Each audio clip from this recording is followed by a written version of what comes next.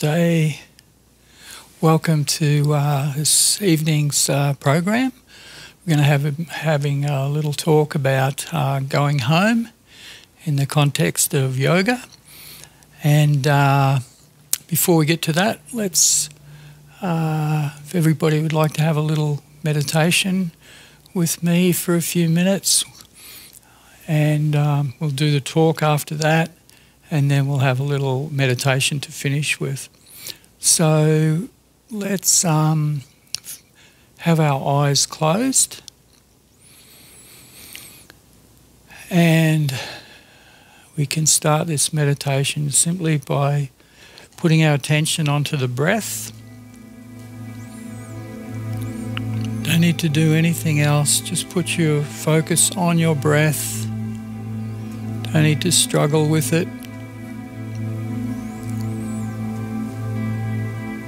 And just observe the breath.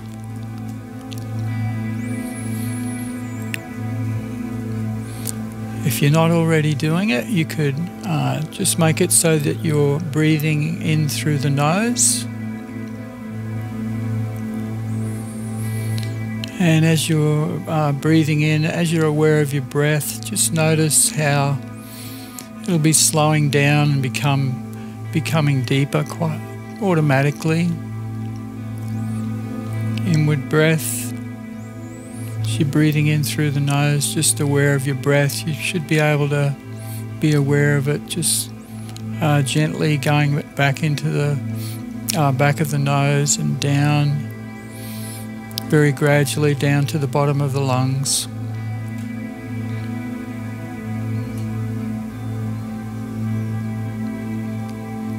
And let that inward breath just merge into the outward breath.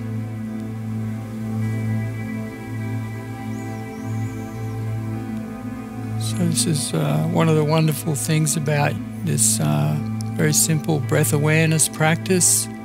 Just simply by putting your attention on the breath, you'll find it'll slow down, it'll become deep, and your body will start to relax, your mind will start to calm down as well.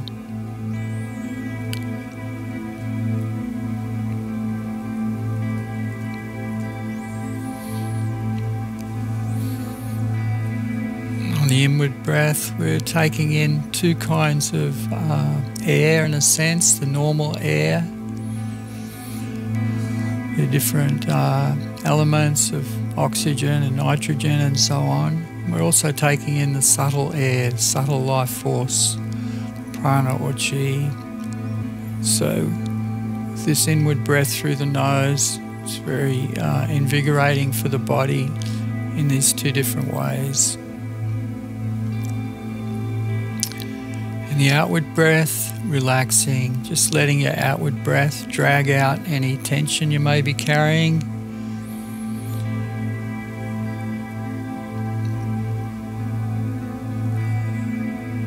Okay, so hopefully we're all a little bit, the minds are a little bit calmer now, and we'll just go to our meditation. We're going to focus on a yoga mantra, Gauranga. And this beautiful yoga mantra means the golden one.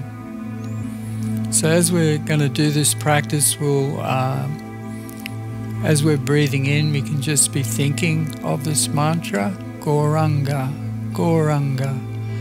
And then on the outward breath, we'll say the mantra out loud with a long, extended outward breath. And if you haven't done this before, the concentration, it's good to be attentive, but in a relaxed way. You don't need to struggle or strain with this. Just let the sound that you're making and the sound that I'm saying, just let it enter into your ears. Just let it wash over your mind.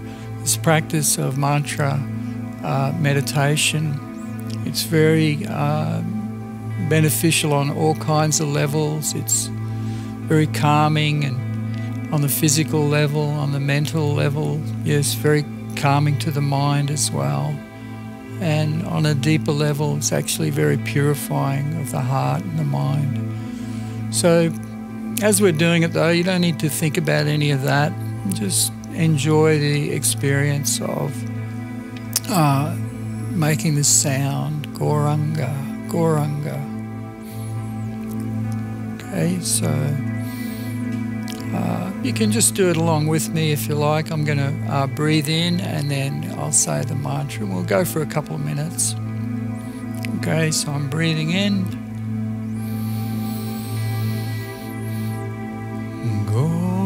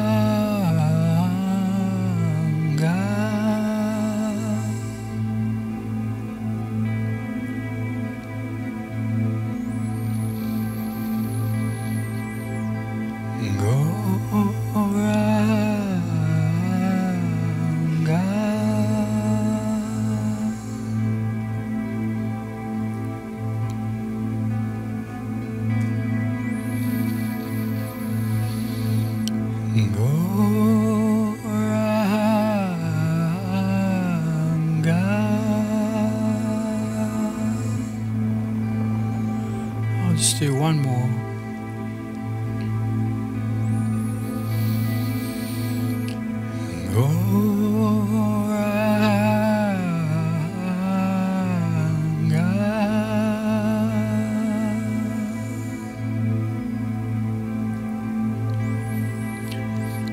Just put our attention back onto the breathing to finish off, and maybe just letting that sound of the mantra just linger on in your mind for a little bit.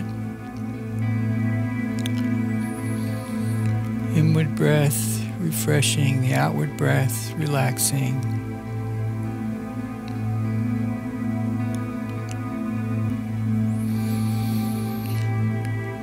And whenever you're ready, you can gradually open the eyes. We'll finish this practice.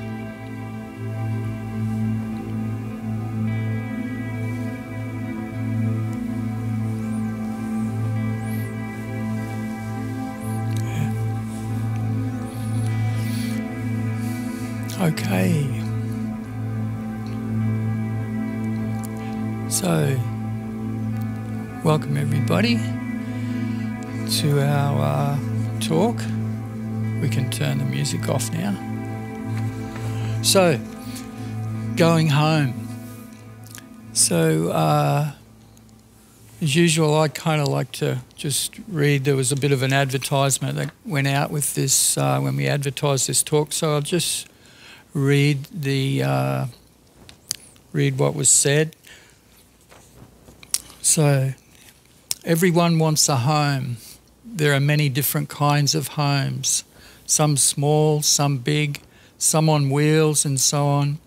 And home generally means a sanctuary, a place where we can close the door on the world and rest and recuperate from the problems of life to some extent. And beyond that, as the old saying goes, a home is more than a house. It's supposed to be a place of loving exchange with our friends and family. So,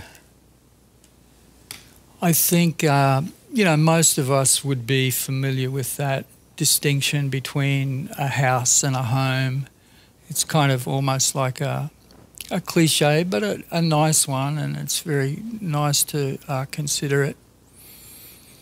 There's so many people, for example, who've got houses, but, we're not sure if they could call it a home, a place where there's love and, peace, and it's a real sanctuary. Quite often, people with houses, they're the opposite of that, and oftentimes unexpectedly you might think it happens even in the houses. I'll say the houses of very rich people. People who've got all the wealth, people who've got all the facility to get whatever they can imagine will bring them that satisfaction and love. And yet oftentimes we find the exact opposite. There's a lot of dissatisfaction, to the point where, a lot of wealthy people are actually almost to the point of suicidal. They get into drugs and so on, become alcoholics. They've got real problems. They're not satisfied. Their home is not a place of love and so on. So, I won't sort of labour this point. I think we all get the idea. Most of us, we all want our little sanctuary. We all want our house. But what we really want, what we really mean by a home, is a place of love where we can be with, our loved ones. Isn't that? I think we could all agree with that. That's what we really mean by a home. It's not necessarily a geographical location.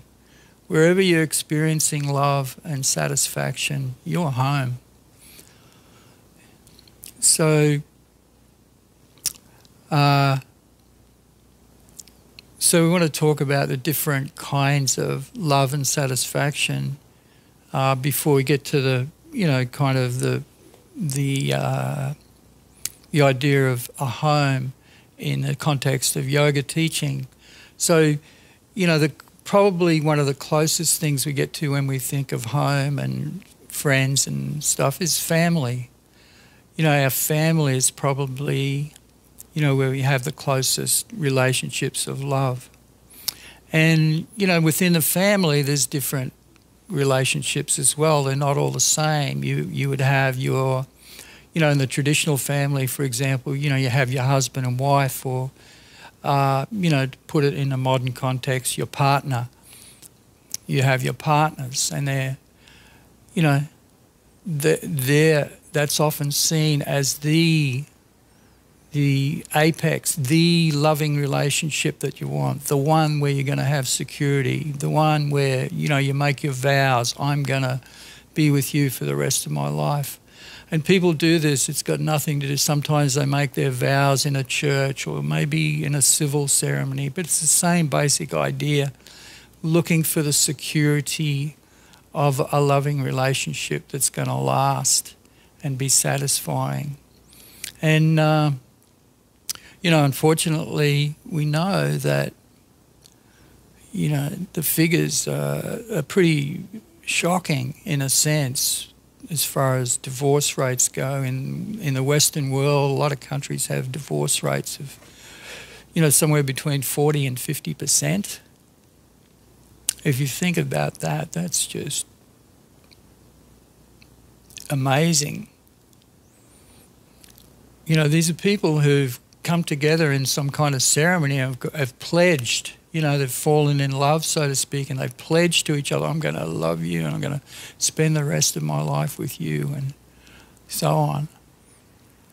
And, of course, on the way to divorce, on the way to separation, it's not just, everything's great and then suddenly we decide to separate, and then that's okay too, all our problems solved. No, on the way to divorce, there's trauma all along the way to get there. You don't just go from love to divorce in one. It's a bit of a process, and it's a troublesome process, to put it kind of mildly. So that's the spouse side of things, the conjugal side of things. Then you've got the children. Now, the parent-children relationship is really pretty solid. That's, considered to be that's even stronger. You would think, that the husband and wife relationship is the strongest. And in some cases it can be, but generally the relationship with the children is actually very, very strong. You can't divorce, put it that way. You can't divorce your children. Your child is always your child, and you'll always be the parent of your child, if you look at it that way. And so that kind of bond is really strong. And of course there's some situations where it doesn't work out, but generally speaking, that's a really strong bond.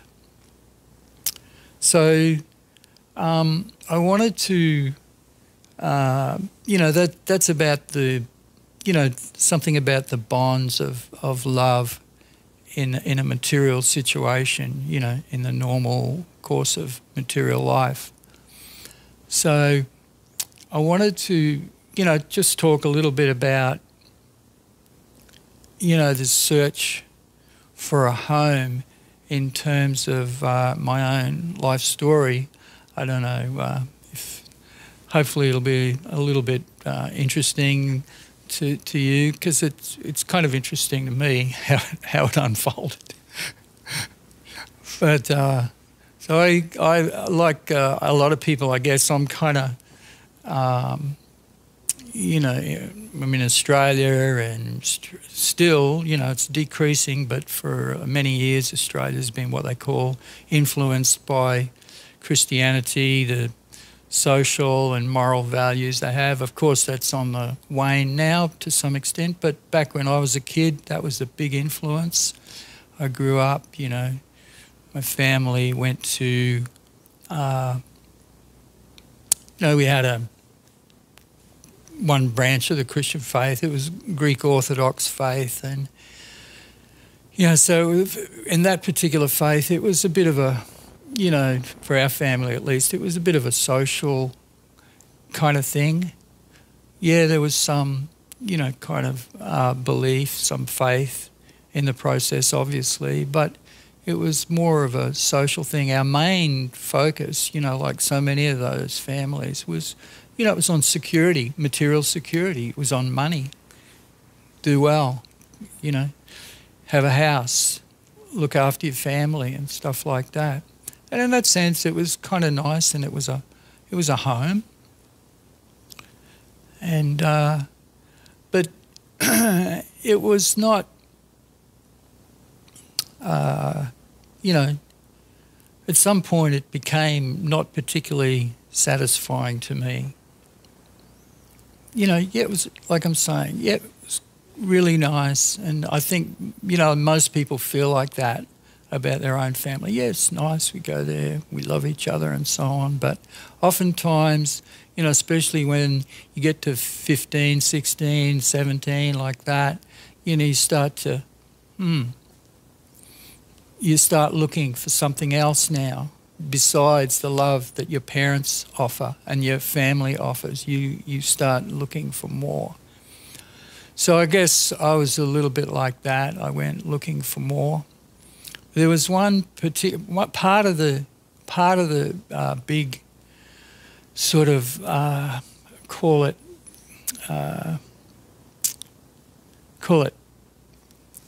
how my development in my particular situation was. As part of my Christian upbringing, I used to read the Bible from time to time. I didn't really understand that much, but there was one particular verse I always remember that stood out in my mind. I probably was about 15 when I read it, and it was this verse was, don't worry about the future. Don't worry about tomorrow, what's going to happen. Just, there's enough problems going on today. Just live your life today. Don't worry about the future. Everything will get taken care of. And for some reason, even at an early age, it just really struck me as, wow, this is really amazing concept. And it's one of the few things I remember from back then. So it stuck with me my whole time and my whole life, really, that verse. And because I was surrounded by Christianity, I couldn't help but notice that not many people were living that way. Most people were really worried about the future. We're into buying the homes and, saving up, and we got to save and get a house, and we got to worry about what's going to happen in the future, and we got retirement, and then, of course, you're worried about what happens at the time of death and so on. So there's all this worry about the future, in other words. I was surrounded by it. And so this was, a bit of like this for me. Didn't really work. It wasn't really happening, obviously to me at that time. Looking back on it now, I can see that it was. But at the time, it was just like, okay, it was just a general feeling of discomfort. There's something wrong here. I've got to get out. So at that time, in the 1960s, there was a lot of change going on in the world. There was the Vietnam War, and there was, the hippie movement was starting, and I, became aware of that. And, part of the hippie thing, I don't know if, there was different kinds of hippies. Different people approached it in different ways, but the idea was to, they used to say, get out of the, I think it was, one of the big acid heads said, tune in, drop out, get with it, or something like that. Remember the drop out part, the drop out of society, drop out of the struggle to survive and so on. That was one of the big things of the hippie movement. So anyway, I became a hippie of one kind or another. Probably not a really serious one, but I was kind of there. And there was two kinds. There was the ones who wanted to go to the land and farm and live peacefully and so on. And that was really nice. The kind of commune type hippies. And then there was the wandering hippies, and I was kind of one of the wanderers. I used to just wander everywhere, just dissatisfied, couldn't get with the program that, so many of my family were into, becoming successful, they became very successful materially, doctors, lawyers, everything. And I was the wanderer. I couldn't get into anything. And it was like, there's a concept, and I was kind of like if you ever heard of, the concept of walkabout, it's a thing that the Aboriginals do, the native Australians. They have this thing called walkabout, and they would, just 1 minute, they'd be there, and the next minute they're gone. And you go, well, where did he go? He's gone walkabout. You might see him in a couple of days, it might be a couple of weeks, or it might be, who knows how long. He's just gone. And oftentimes nobody knew where he went, and nobody knew how long he was going to go on. So I was kind of like that. And, there's nice ways to do it, and there's not nice ways to do it. I was often, a little bit rude. I would just, not say anything, and I'd just be gone, from a gathering of friends or something, So anyway, it was just this, it wasn't planned that way. It was just this,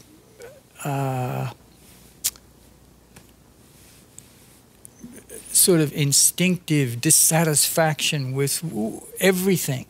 About wherever I was dissatisfied. There's something not right here. This is not right. And then if I'd go home and visit the family, oh, that was kind of nice, you know, got to see him again. But again, yeah, this dissatisfaction wasn't feeling that there could be more. It wasn't home. It wasn't really it. So on my travels one time I was... and I used to, just, my main wandering took place along the east coast of Australia between Cairns and Melbourne. I would often, and I knew people along the way I would visit and so on in different places. And but on one particular year, and I was in Melbourne, this is way back in probably 1970 or something. And it was about 2 days before Christmas, and I decided I was going to go home for Christmas in Brisbane and visit the family, because every year our family, extended family, got together, uncles, cousins, that kind of thing, big kind of do.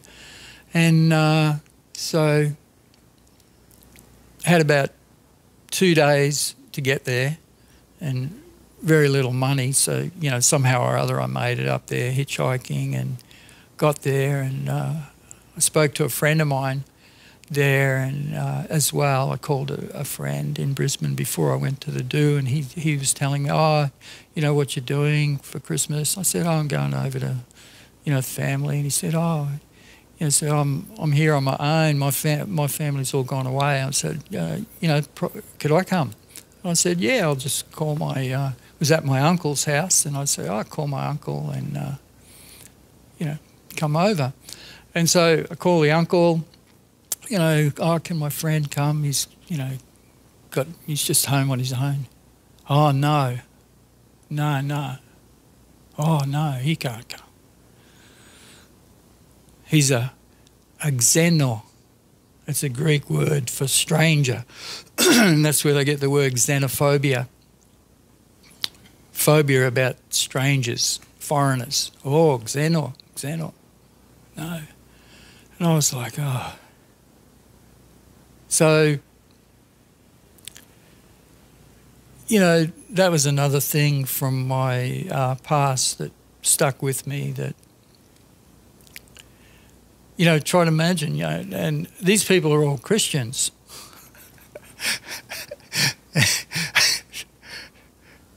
Everybody's a Christian here, or supposedly, nominally. And, can someone come and spend... No, this is a private... Christmas Day, the birthday of Jesus, and no, strangers can't come. So that was kind of bitterly disappointing to me.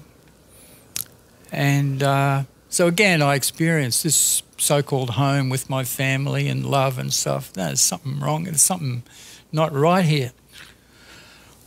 So I continued on my wanderings and still looking, not even knowing what I'm looking for. I didn't know what I was looking for. I was just sort of driven by dissatisfaction to go from one thing to another. And so eventually, to come to the point before we run out of time, on my wanderings, I was lucky enough through some of my friends to, come into contact with this person who was a yoga master, and he later became, I accepted him as my teacher, and he accepted me as his student. And so I came into contact with this person, and Jaga Guru Siddhaswarupananda Paramahamsa. And again, at the time, I didn't know anything. When I came up to see him, there was all this, recognition of him as a a great yoga master by a lot of the people there that were seeing him, but somehow or other I got invited into the room, and I didn't, know much of the etiquette at all. I didn't know it. And I was kind of almost like, like in the wrong place almost. Didn't have any good habits, nothing. But, at that time, I had a little bit of understanding of yoga, but when I met, my teacher, it was the thing that struck me very strongly, or what affected me in a very major way, was that it was just the way he spoke to me, the way he respected me, and the way he spoke to me. And it was unlike anything that I'd ever experienced, even by the people that loved me. Suppose, my family and stuff loved me. This was a different kind of love. And I could sense it. I could, it was palpable. And, I already knew the context of it to some extent, the basic yoga teaching that we're all spiritual in essence, and, we're all children of the Supreme Soul or the Supreme Spirit. We're all offspring, so to speak, and that, when we tune into this reality, then we're going to experience this spiritual love. So I'd heard about that before. It's not like I didn't know about it. I'd heard about it, but I hadn't actually experienced it. But when I met my teacher, I actually got to experience it, and it was home. At last I was home. I experienced being home. And, the wandering that had been going on for quite a few years, just I didn't have the desire to wander anymore, because I got home. So it was very wonderful. And so I'm sure, some of you would have heard this expression, going home. It's often used in that spiritual context, going to our real home beyond the temporary material situations of this world. So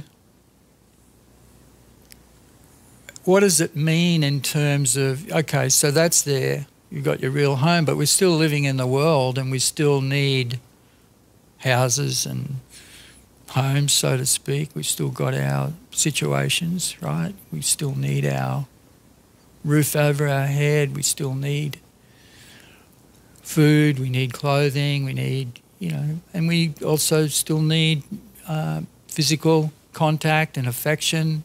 Many of us, not everybody, most.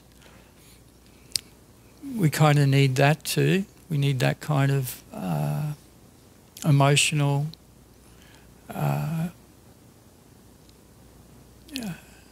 those kind of emotional desires need to be filled.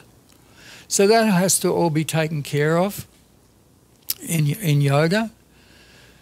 In any yoga practice, we take care of that. But we take care of it in the context of this other knowledge, this greater knowledge of our real home.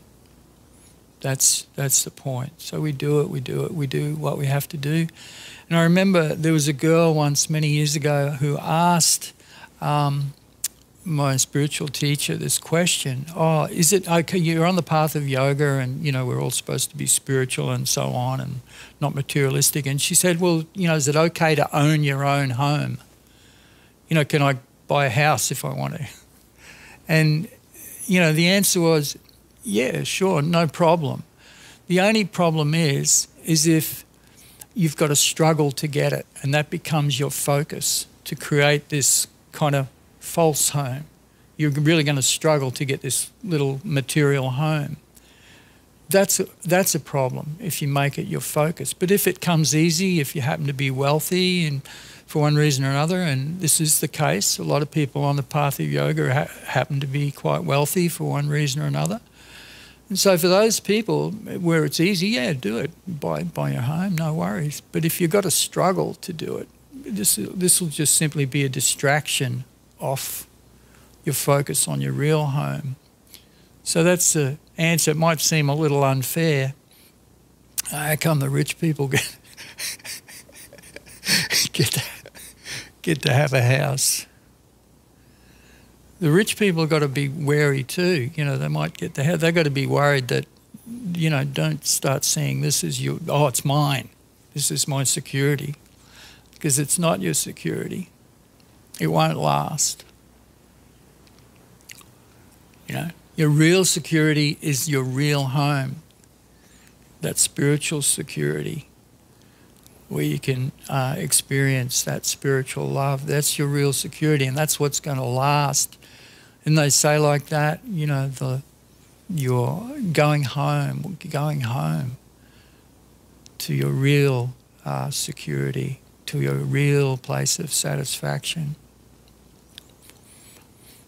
And this other one, the material home, it's, you know, illusory in a sense. We think, you know, you go in a material. It's really interesting the way people, you know, struggle to succeed materially and to get this thing called the house. You know, it's the big event of someone's life. If you own your own home, you're considered to be, wow, this is just such a great thing. Yeah, it's okay. Again, if you can afford it, it's fine. But if you can't, it's not, you know, it's not the end of the world. You know, it's kind of illusory to think you're going to hold on to this thing for forever or something. No, you're going to, you know, leave it behind, and then your kids are going to fight over it, maybe. I think that happens. That happens a lot. Maybe it won't happen. Maybe the kids will be very civilised and they'll just whatever. But a lot of the time people fight over that stuff. So which is the illusion? The materialistic people say, oh, you know, you've got to get it together. All that spiritual home stuff, that's just an illusion. That's an illusion. This is real. I can touch it, I can feel it, I can experience it. This is a real home here. It's going to last forever, you know. Oh, really? It's going to last. Even your body doesn't last. So what's the use to your home if your body doesn't last? What's the use of your house? But they say like that, you know, this is an illusion, you know, all the spiritual home is an illusion. And you know, the really, a lot of people, you know, and they criticise oftentimes, you know, the hardcore, not everybody, but some of the very hardcore materialistic people, you know, criticise the spiritualists and their, you know, you're just dreamers. It's, you know, where's the proof? You know, that kind of thing. Where's the proof that this home exists? You know, you're not being very rational here. But actually, you know, if you think about it, it actually is very rational. And it's very, not only that, it's actually testable. You know, in the world of science, they have this thing called testability, and, you know, and this is why they don't believe in spiritual anything, because supposedly you can't prove it, you can't test it, you know, it's just faith. But actually this is completely wrong. Yes, it's true that the spiritual path begins with a little bit of faith, but it's actually testable though, because if you follow the path of yoga, there's certain practices you do, like meditation, like, okay, you know, I've heard about this relationship with the soul and the Supreme Soul. Now, well, how do I get to experience it? You get to experience it by the practice of meditation. And in the beginning, like I'm saying, a little bit of faith, maybe. Oh, okay, that sounds like a reasonable proposal. I'm kind of, okay, let's try it. So we start to meditate. Oh, it's not so bad. You know.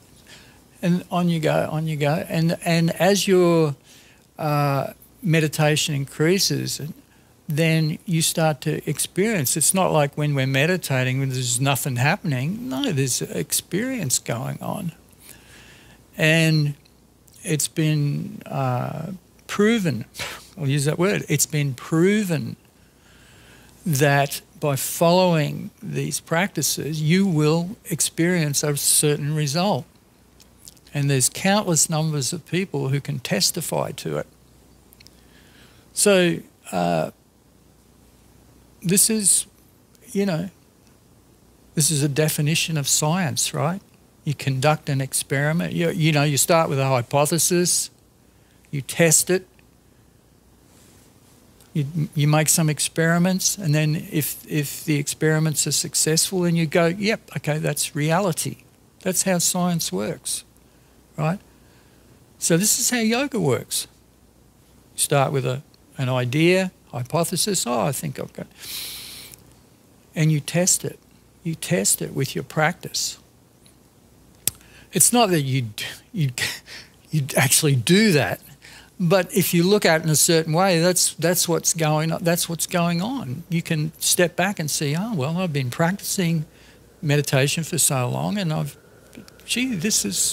works. This is nice. I'm experiencing something, and especially for many people, they're actually not. It's way beyond faith. They know. They know. And they're experiencing. So the point is, it is testable, and each individual person tests it for themselves and experiences themselves. So this is why yoga is called both a philosophy and a science. It actually is testable. So, the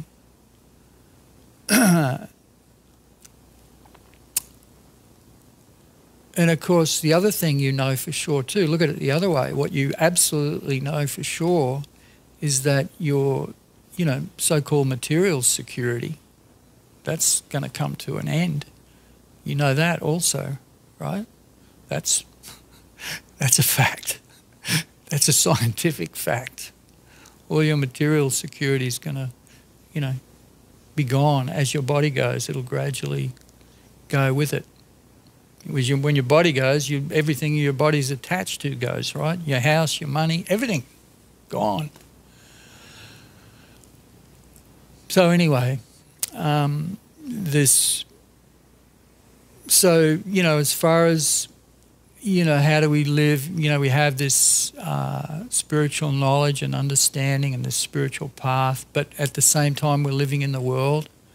How do we make that work, Oh, well, like we're saying, we take care of all our material needs as we can, but without making a big fuss about it, We live kind of simply. And there was a saying by one of our, it's like my teacher's teacher.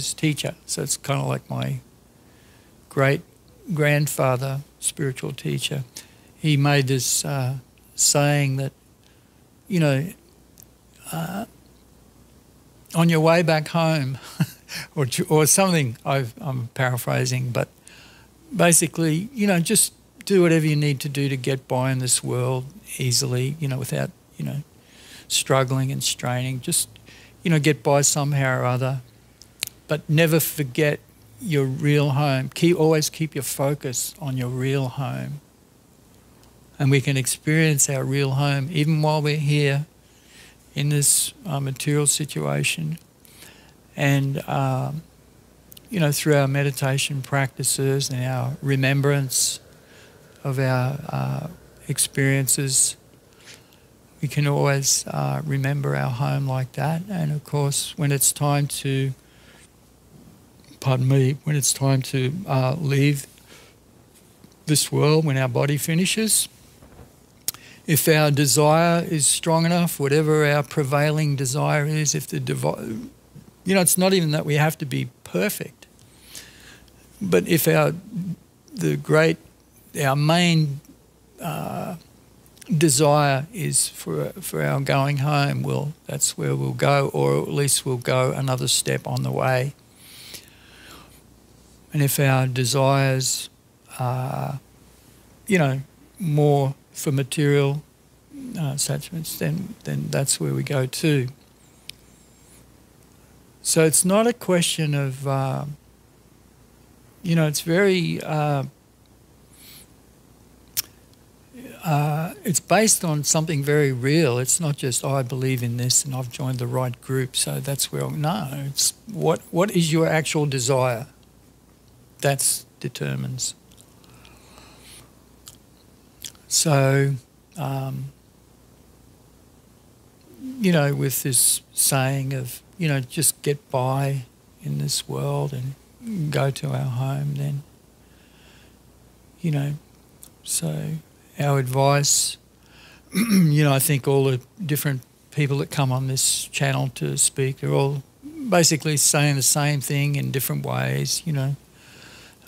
Try and develop, if you've heard about this idea of our spiritual home, our real home, if you've heard this, not idea, if you've heard this reality spoken, if you've heard this truth spoken, and you're, you know, vaguely interested or maybe a lot interested, or you're already on the path, you're already on that track, well, you know what to do. And but if you're not sure, if you're a little bit, then you know, you can tune into a lot of the programs. There's so many programs on this ASMY channel, you know, all pointing in this direction, in this spiritual direction, pointing to our real home, our real place of security, our real place of satisfaction, that spiritual love. It's not dependent on, you know, bodily considerations. You know, everybody gets to go if they want. So this is the real concept of home, family. It's the extended family, ultimately the extended to everywhere. Knows, you know, and I didn't mean to, you know, before in these comments about Christianity and so on. It was not meant to be putting down Christianity at all. In fact, I was reminded, you know, just before the COVID hit, you know, where I live, there's a kind of busy shopping centre nearby, and I was up there one night on a Friday night, going to the supermarket, and outside the supermarket there was these probably, you know, 3 or 4 big tables with this, it was like a big smorgasbord of food laid out on the street, and it was done by, I forget which brand, I think it might have been the Salvation Army or someone like that. And I always knew they used to do that kind of thing, you know, they'd go out and feed the homeless and so on, but this was like a major feast. You know, it's like about 5 different big kinds of dishes, and some of the people eating that were getting out there, these massive plates. And it was like, I was like, wow, I'd never seen that before. So this is very wonderful that these people are recognising the extended family. You know, it's not just me and my little family unit. That's not a home. It often passes as a home, but really the real home is the extended home. As soon as you have a situation where someone's not allowed in, you can understand there's a limit. The love that's going on in there is limited. Oh, it's love for our friends and our family and, yep, others, xeno, stranger. So you can understand by that it's limited.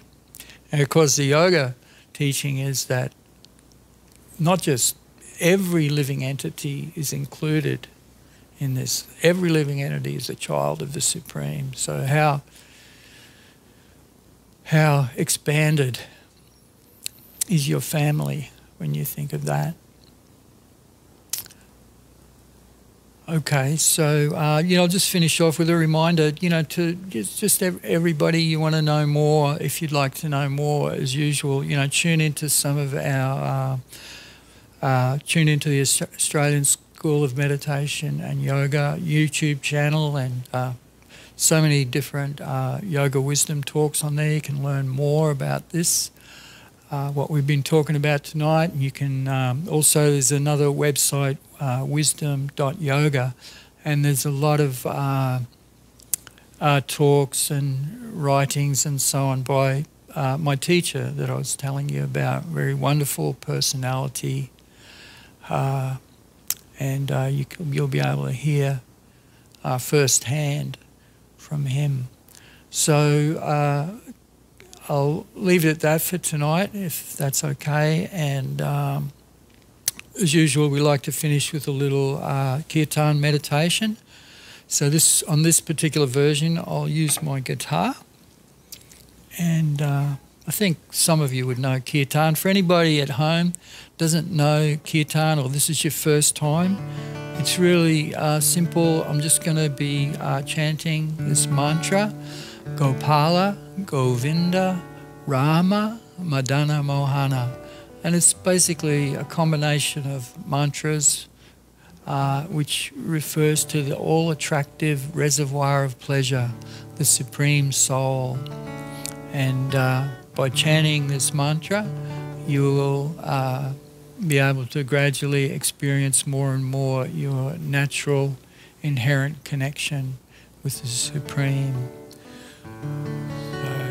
It's not something that we have to artificially create. Our natural relationship with the divine is already there. It just needs to be, reawakened or uncovered.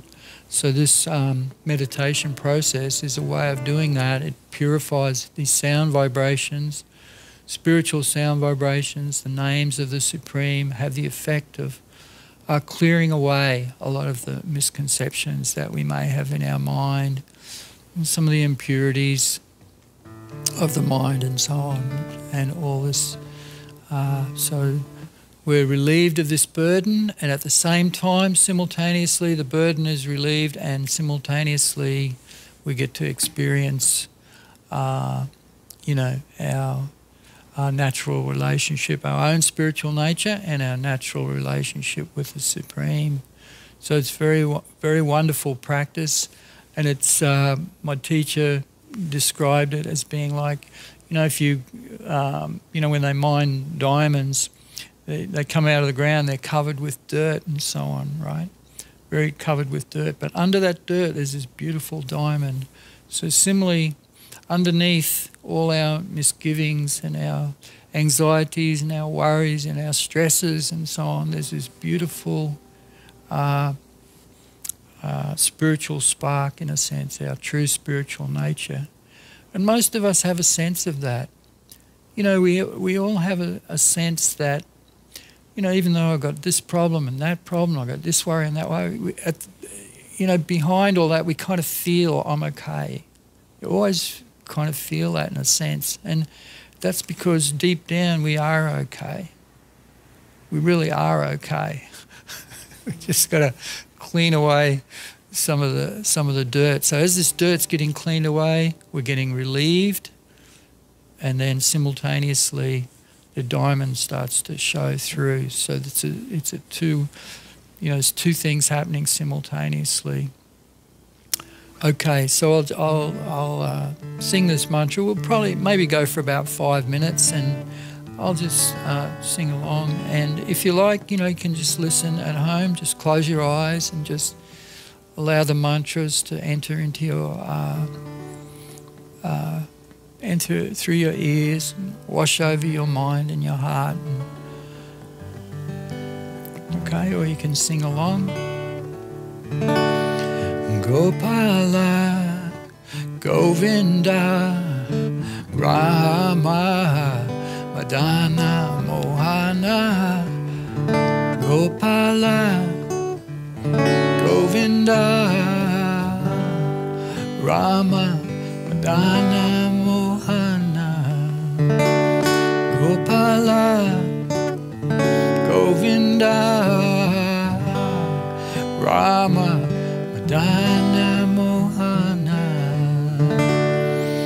Gopala, Govinda, Rama, Madana, Mohana, Gopala, Govinda,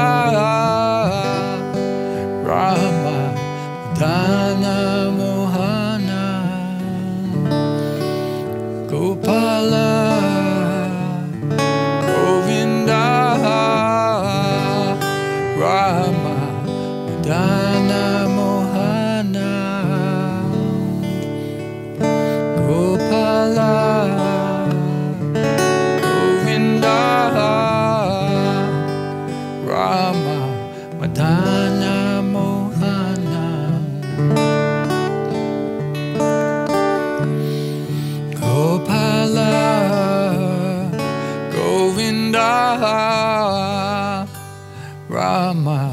Madana, Mohana, Gopala, Govinda,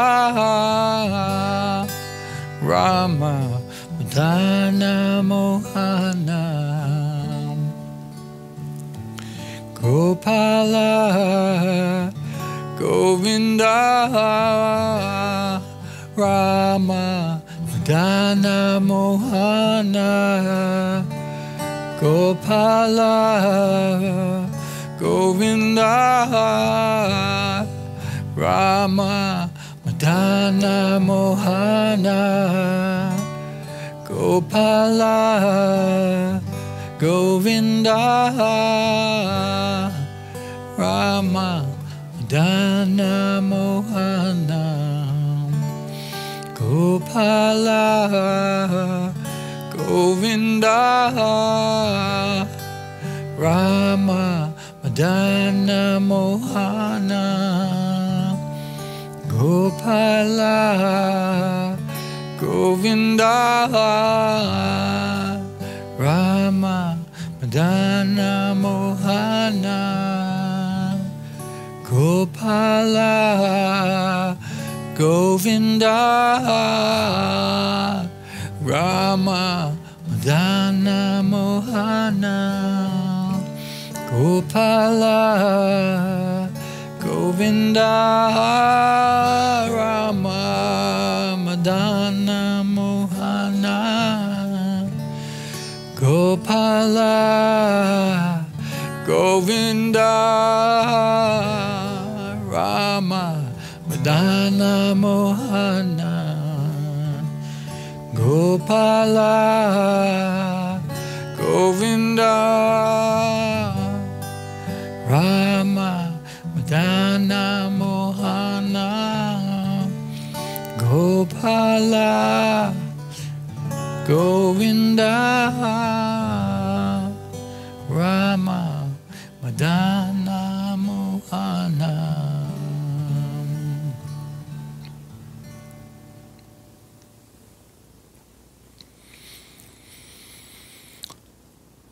Okay, so that's it for tonight, everybody. I hope that was a little bit interesting and informative for anybody tuning in. And again, you know, there's much more on some of those wisdom.yoga and the Australian School of Meditation YouTube channel. Namaste, everybody. Thank you.